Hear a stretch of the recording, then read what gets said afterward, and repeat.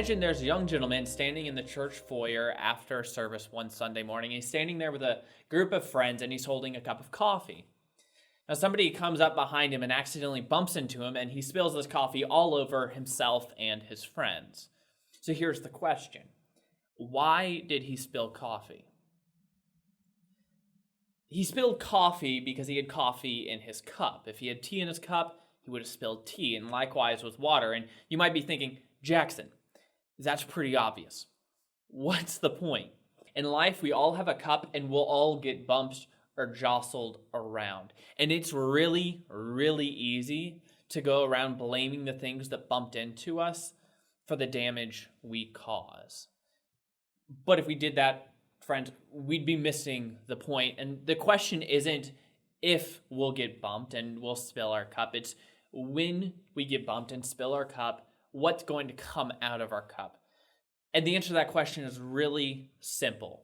What comes out of our cup is whatever we put into our cup. In Luke chapter 6, verse 43 through 45, Christ says this, "No good tree bears bad fruit, nor does a bad tree bear good fruit. Each tree is recognized by its own fruit. People do not pick figs from thorn bushes or grapes from briars.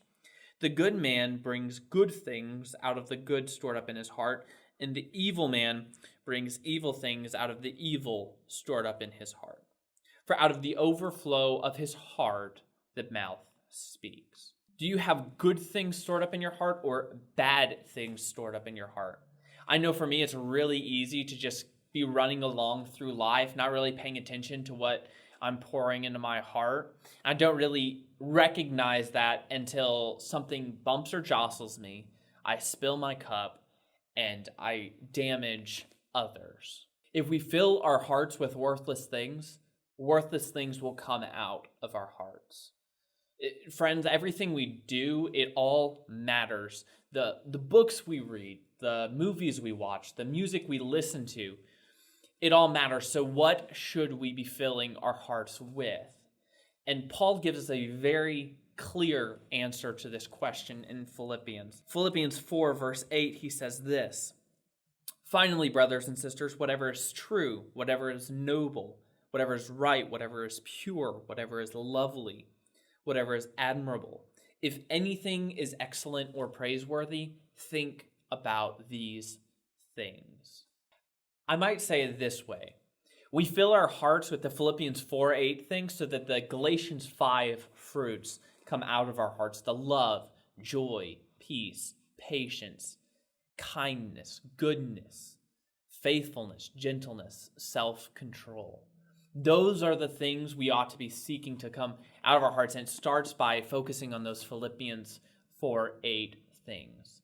What we do in our moment to moment, what we do in our day to day, it all matters. Don't buy the lie that says it doesn't really matter. It's just one song. It's just one movie. It's just one book.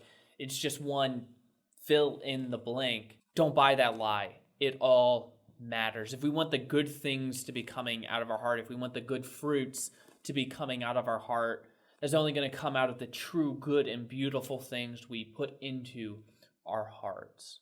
I don't know about you, but I don't want to live my life bearing bad and rotten fruit. I want to live my life bearing that good fruit that starts by dwelling on those excellent and praiseworthy things. So that leaves me with just one last question. What's in your cup?